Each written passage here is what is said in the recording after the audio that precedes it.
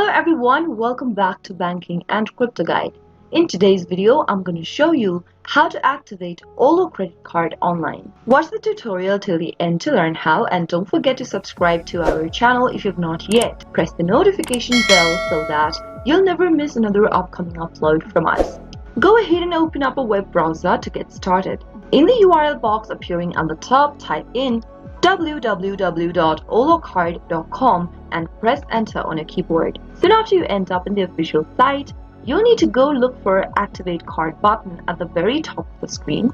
Give it a click and you'll need to enter your information in order to activate your new card with Ollo. Go ahead and type in your last name that is available on your credit card you would like to activate and head over to the next field and type in your date of birth information. Head over to the next field where it says last 4 digits of SSN and type in your last 4 digits of your social security number. Now, enter your card number that is available on your credit card, which is 16 digits long, and then select your expiry date for the card by clicking on the drop down and selecting the date and year.